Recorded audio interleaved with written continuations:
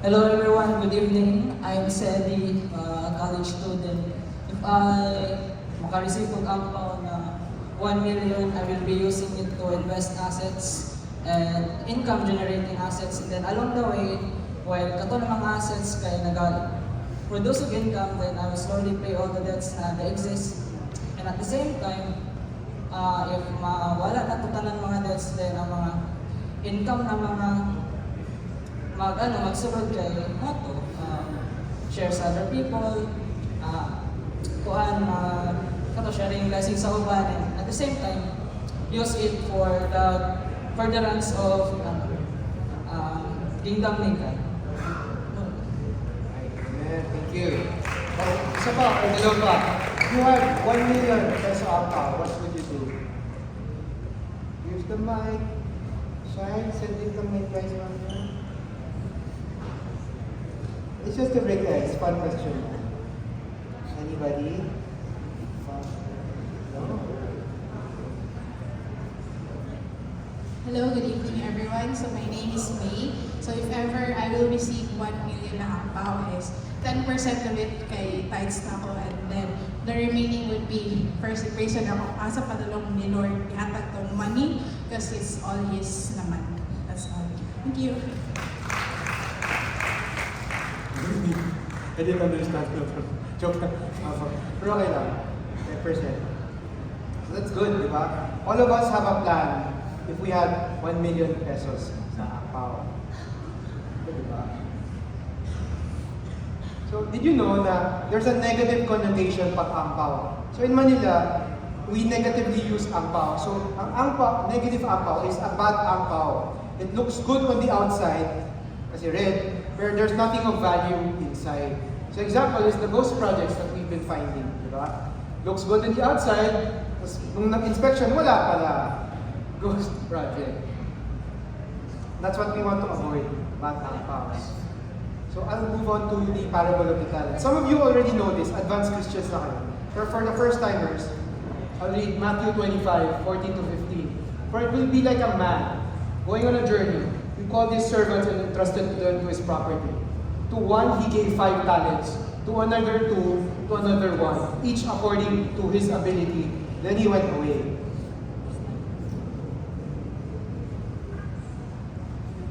He who received the 5 talents went at once and traded with them, and he made 5 talents more. So also he who had made 2 talents and made 2 talents more. But he who had received the 1 talent went and dug in the ground and hid his master's money.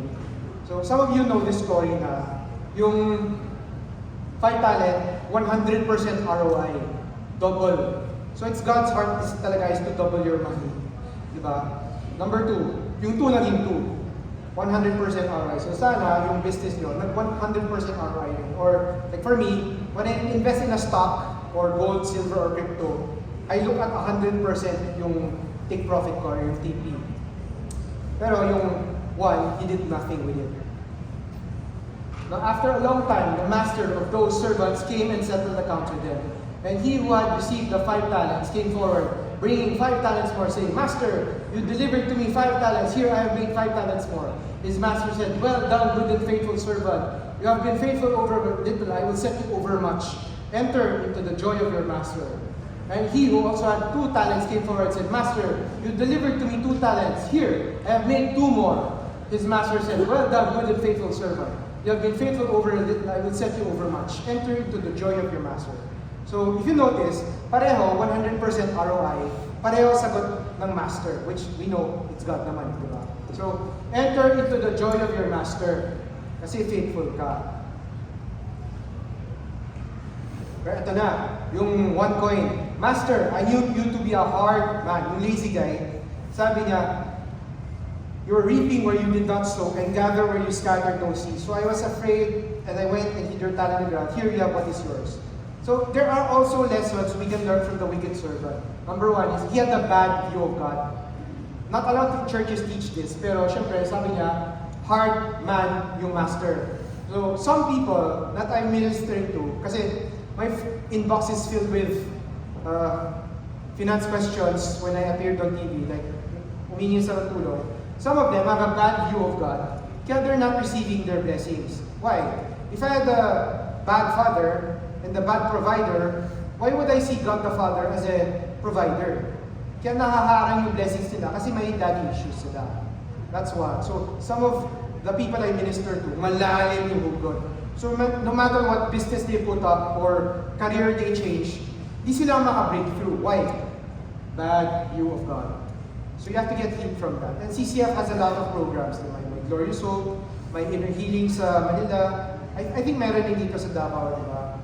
So, you need to sometimes heal from your trauma and your wounds para you can handle the blessing that God has given you. Some of them have not been maximizing their gifts. Like, ang dami mong pwedeng gawin for the kingdom of God, pero pekis ka lang. Wala kang, you're just traveling, like, lazy ka lang. Some of you have bad fear, like the overriding fear of the future and yung finances mo has taken over, kaya di ka makaka-focus kay God and yung blessing. And some of you have lack preparation. Kasi na-blindside kayo, di ba? May funny story ako. So I had a Christian na contractor, aggregate siya sa Manila. For the longest time, wala siyang benta. He didn't know why. So looking na, he was about to quit na, close down business. Shameful. Shameful for Philchai. Kasi he just prayed to God to help him. Tapos nangyari, flood control scandal. The issues broke out. Di ba, nag-investigation.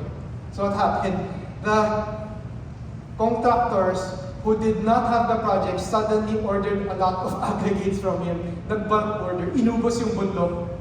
So dumating yung blessing. Kasi mag-inspect na si BBM eh, di ba? So dumating yung blessing from last-minute orders. So, that's a good, bad example, pero God provided for him.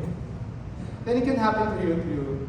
Basta you have a good view of God, and you don't fear for the future. Kasi look what the Master said. You ought to have invested my money with the bankers at my coming. I should have received what was my own with interest.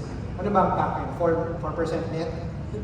But his master answered, "You wicked and slothful servant, you knew that I reap where I have not sown and gather where I scattered no seed. So take the talent from him and give it to the one who has 10 talents. For everyone who has more will be given more and will have an abundance." Diba? Remember, food, blessing. But from the one who has not, even what he will be taken away. End of story. So most churches will teach na faithful to the little, God will give you more. Okay yun, diba? 5 coins, binigay. 5 na multiply. 2, 1, walang ginawa, bad, wicked, lazy. Tapos na. End of story, be faithful. Ito yung deeper. Yeah. For the advanced Christians, kasi I don't know where I'm talking to. Beginner.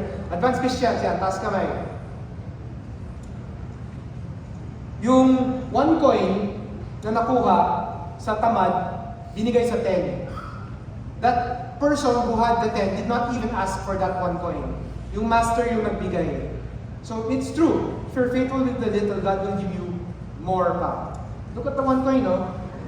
He took it away from the tamad, the lazy, and gave it to the 10. Kasi he was faithful with the little. That's more pa. So syempre, when you have bigger assets and God sees that you handle your network greatly, He'll give you more pa, and more pa, and more pa. Not just for you, to be a blessing to others. Diba? It didn't even mention anong ginawa ng servants. Sinabi lang trade. So I know na whatever your trade is, your business, your career, your side hustle, you will be blessed. Basta, you be faithful with the little, and God will give you more. Either you ask for it, or surprise, you didn't even ask for it, but God just gave it to you. Bonus. Diba? For the question, have we been lazy? Have we been wicked? Have we been greedy? Do we have a bad view of God? Have we been unfaithful with our finances like this guy? Yung panganilagay niya sa bank, di ba? Inflation 6%, bank 4% net. you should. Ito, side note na lang. Some of the Philchais in Manila, they have so many real estate na in Manila, di ba? They're buying real estate outside. So, Greece, 17M for Schengen visa, Dubai 33M golden visa. So that's what most of the people and my clients are doing abroad. So if you have 17M, Schengen visa na, Greece ka na, you can be a real Greek. That's what they're doing. They're pulling their money out of the stock market and their private banking sa BDO. Why did I mention BDO? Sorry. Any bank ka na. Erase.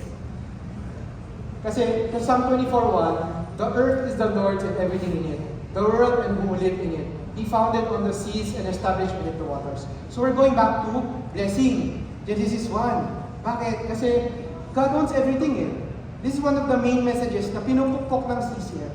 God owns everything. And some of you need to be reminded again na God owns everything. Your business, your family, your kids, di ba? Your career, your boss. Imagine mo, God can influence your boss, di ba? God owns everything, di ba? Your clients, your suppliers, God can influence everything and everybody. Ultimately, lahat, even our opportunities, our intelligence, our connections, properties, our investments, our stocks, our crypto, gold, silver, all of it, thank God. And I feel like some of you need to be reminded. And syempre, si Pastor Bong, this is one of the best messages I've heard sa Life Goals. This is the order that God blesses it. When you earn it, di ba, enjoy it, you repay it, you save it, and then you give it. Di ba? You earn your money. Ito yung left ng worldly. Yung mali. This is what you should not do. Kasi most people, what they do is, when they have money, enjoy na agad, di ba? Book the Cebu Pacific flight, piece of fare, 2-card shopping, or buy whatever you want here. Like, my Grab coffee kanina. Di ba? Ina-enjoy nila. Tapos minsan, it's getting bad out there. I know kasi even sa TikTok shop, may payment plan na. Imagine when you buy something on TikTok, may payment plan na. You can't afford the stuff there, tapos may payment plan na. SPay, ano yun? SPay sa Shopee or GCash loan. More and more people are getting loans just to sustain their lifestyle in Manila. And I hope in Davao you're not doing the same. Please manage your debt. Kasi, syempre, if you're unfaithful with the little, God will take it away. So, this is the right way. It's the right side. Corny. If you earn it, when you plan for it, you save it, and you give, then you enjoy. Last, you enjoy. Diba? We're supposed to focus on our assets and our money, like what Cedric said kanina. Last thing, enjoy. But this is how God will bless you. When you put yourself last, put God first, then everything else in between, God will bless you. God often watches how we handle the little before entrusting us with much. So how do you handle expenses? How do you handle purchases? Like may nakita kang LV bag or Rolex or Patek or whatever uso brand na yun, add to cart agad? Diba? How do you handle your petty cash? How do you handle your company, your taxes, the salaries of your employees? How do you pay your suppliers? Diba? Sobrang haba naman ng payment terms. They have to feed their families rin, diba? How do you handle your personal debt as well as your business debt? How about the money that nobody else knows about? Remember, God sees it. So these are some of the things that you have to take note into account this 2026 since halftime. Diba? Because right now, things are looking bad for the younger people. Lalo na, Gen Z is buried in credit card debt for chasing aesthetic lifestyle. So, shout out Gen Z. I'm not bashing you pero this is what the worldly Gen Z, hindi CCF Davao Gen Z. This is what's happening. So, why? They're not saving up for a house they can't afford. They're looking at burnt out millennials. They're looking at flood control scandals. Diba? We don't need to save na. Basta YOLO na lang tayo. Because, syempre, God owns the blessing. Remember, and we don't. We have to manage it emotionally and we have to steward it biblically. And most of the worldly people forgot God na. Kasi blessing na lang hapon, diba? Hindi na si God. Kaya durog sila. So I have 3 money boundary tips for faithfully stewarding finances. So after ministering to a lot of durog na Christians, ito yung natutunan ko. Number 1 is, always repay your debt. Kasi the wicked borrow and does not repay, but the righteous shows mercy and gives. So syempre, if you've heard of suppliers dati, payment terms, yung nagbabayad, that's bad. As Christians, dapat, Christian yan, nagbabayad yan. Hindi siya nag-hold ng check. Kasi we have to pay our obligations. God sees everything. Tip 1. Tip 2 is to guard your heart. You know these verses na, for the love of money is the root of all evil. So dapat we don't love money. We have to love Jesus.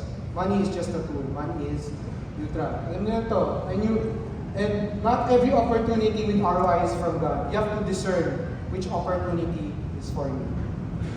Diba? And tip number 3 is to be more generous. So alam niyo na to, na Proverbs 19:17, whoever is kind to the poor, lends to the poor, and he will reward them for what they have done. 1 Timothy 6:18, command them to do good, to be rich in good deeds, and to be generous and willing to share. A generous person will prosper, whoever refreshes others will be refreshed. So what happens when durog na yung Christians? They stop tithing, they stop giving. Di na sila generous. So syempre, when our focus is not on helping other people, how can God entrust you with blessing pa? That's the sign that Satan wants you to be trapped. Fear, worry, anxiety sa finances. Di wala na. I won't give tithe na. Building fund, bali wala akong pera eh. Pero when you become generous, and always put God first in your heart, everything else will follow. So those are my 3 tips. Pay your debts, guard your heart, and be more generous. If you forget everything sa top, ito lang, solved ka na for 2026. Promise. So I ask you, what kind of a person can God entrust with a bigger angpao? I'm 100% sure He will give more pa than 1 M angpao to generous people who guard their hearts and to pay their debts on time, according to the Bible. Kasi it's not what you have, it's how you handle what you have. Oh, quote of the day, picture nyo, click. Yan, made by Gemini AI. So, syempre, you have to handle what you have now. If not, kukunin ni God yan, di ba? Tamad ka, 1 coin. Bigay ko sa iba. So, what happened? Testimony. So, di ba, I forgave the fake Christian niya. 2020 yun. So, come 2021, I was really sad kasi I was not faithful with the little that I have. So, I just prayed and fasted. Then, God impressed on my heart to rejoin JCI. So, I have some of my friends here in JCI. Hello! So, JCI dati, it's a group of business leaders and they were so addicted to Axie Infinity, yung NFT. I don't know if some of you invested there. So, that NFT went up a lot. Then, it went down. So, ang dami na login, dami na scam kasi they didn't know how to sell. Then, God told me to join again, be active again. I'm like, okay, sige. Hi, hello. Then, I rejoined my friends and they said they were investing into NFTs. Yung mga monkey, yung mga JPEG na uso, like celebrities were buying these cartoon images like this. So I was faithful with the little. God said, invest it. So, bumili ako. Let's try. This bear, it looks cute. Sige. Bili ako. 12,000. Next day, 120,000. I'm like, ano nangyari? Ba't nag-shoot up yung amount nito? Overnight you can't get like 100% return sa Philippine stock market in more than 100, di ba? Sabi ko, wow! Ang galing naman NFT! Akala ko tapos na, di ba? So, I did that. I bought and sold, bought and sold, bought and sold. Until one day, I got this bear. So, this is a very legendary, epic bear. It's called The Littles. As I bought it for around 12,000, gano'n. So, sabi ko, sige, pala na dyan, iwan ka nila dyan. Then I was praying to God on what to do. Then God impressed upon my heart na, Miles, November today oh, alam ko. Next month is December. December, there's going to be a super typhoon. I want you to sell your bear and give 10% tithe to church and another 10% to the typhoon victims sa JCI. I'm like, oh, sige, okay lang. Di ba kung God blesses me with a lot of money, edi sige, bigay tayo. So, the next day, 12,000. Next day, I got an offer for this bear, 500,000. You can click the accept button, oy, 500. Uy, pwede na to, taas ang ROI. You can't get this from the stock market, no?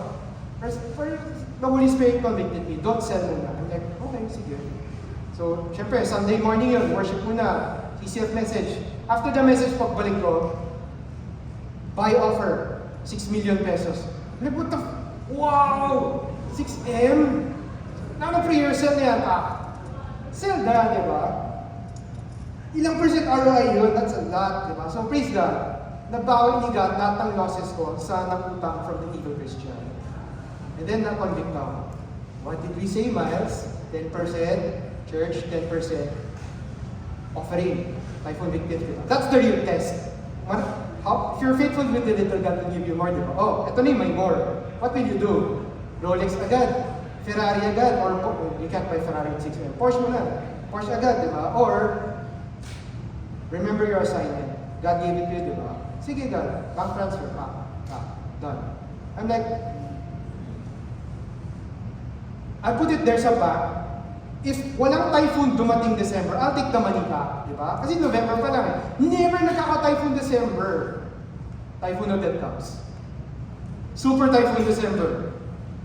When I turn on the TV, sobrang daming farmers durog. Typhoon Odette. Livelihoods destroyed. Kasi, una, farmland washed away. Their cows died. That's their livelihood, di ba? A cow is like 150, 200. Malaki na yun for them. For us, it's barya lang, di ba? Christmas nila, happy season about Jesus, durog. They had a sad Christmas. So, syempre, God convicted me to give. So, yan. Bank transfer, whatever. Done. So, syempre, if you're faithful with the little, God will give you more. That's why I was asking kung 1M ang pao. Paano kung 6? Paano kung 10? Diba? Yan, gumagalaw ko yan. Yan yung GIF. Yan. So, yeah. So, I bought it for 12, tapos naging 5. So, that's a 43,000% ROI, which you can't get sa stock market sa Philippines. Bulok, diba? So, what kind of person can God trust with a bigger account? December 2021. So there will be more storms and earthquakes coming. I can feel it. And I know that God will just pour out blessings on somebody here. And it's your job to preach the gospel. It's your job to empower missionaries and churches and building blocks. Diba? Siyempre, maraming madudurog in the future. And you and I, the Christians, should be the one to be blessed, to give, to be a blessing to others. It's not just the drug dealers, diba, yaman-yaman nila, or the red light districts, but yung kingdom of darkness, yung yumayaman. Dapat yung kingdom of light. We have to support our pastors. We have to support our church. We have to support the building fund so that the kingdom of God will be expanded. That's the person that God can entrust a bigger power. So ang dami ko pang kwento kasi syempre, ito, TV. So na-feature ako billionaire kasi this Christian crypto guy saw that I was earning a lot there. He got me for his company. Plus, I was giving free stock tips, Christian. I was giving free stock tips sa Viber groups ko, JCI, Anvil, Rotary, buy this, buy that, buy this, buy that. May na-impress sa akin. I didn't know, billionaire news channel pala siya. Oh, Vance, interview ka namin ha. We'll give you 20 questions. They gave it to me one day in advance na. 20 questions, you have to answer all of them on TV. Hindi ako morning person, first thing at 10 a.m.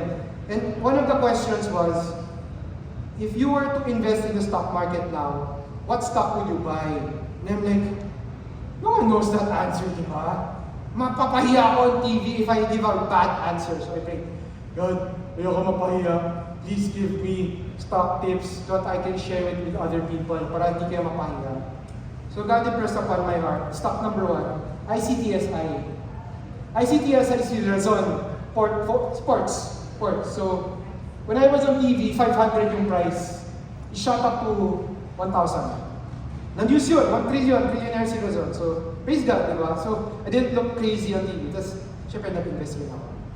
So, syempre, if you're faithful with the little, God will give you more. So, the second stock I told people was Meralco, yun, Tomasville. So, praise God. So, if you remember boundaries lang, we have to focus. Kasi if you don't set healthy boundaries for success, you will lead to exhaustion. You will make bad business decisions, but burnt out ka. But with healthy boundaries, sustainable ka.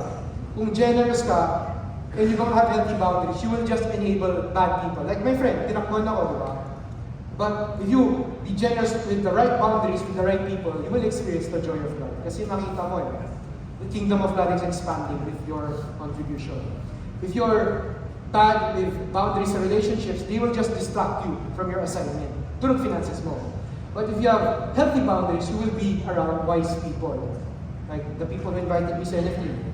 If you have bad responsibility, boundaries, burnt out ka. But if you have good responsibility, you will be faithful with the little. If you have bad responsibilities sa blessings, magiging burden siya. But if you have good, healthy boundaries, it will be stewardship. So the 3 most important biblical boundaries, number 1, guard your access. Number 2, focus on your assignment. And number 3, steward your assets. That's my main message. And the conclusion is, syempre, Jesus is at the center of everything. I know the talk is about blessings, breakthrough, boundaries, protection. Pero syempre, Seek first His kingdom and His righteousness, and all these things will be added unto you as well. Matthew 6:33. Some of you know this now, so it's a reminder that Jesus should be the center, not the blessing. Because when Christ is at the center, every blessing finds its boundary. It will just fall into place. So the quote of the day, final 5 slides. The more I sought blessings, the less I saw God. But the more I saw God, the less I needed the blessing. Because when Jesus is all you have, Jesus is all you need. The goal is not just to be blessed, but the goal is to become the kind of person that God can entrust with the blessing. The greatest blessing is not wealth, business, or influence. The greatest blessing is Christ. He is more than any ang tao can satisfy.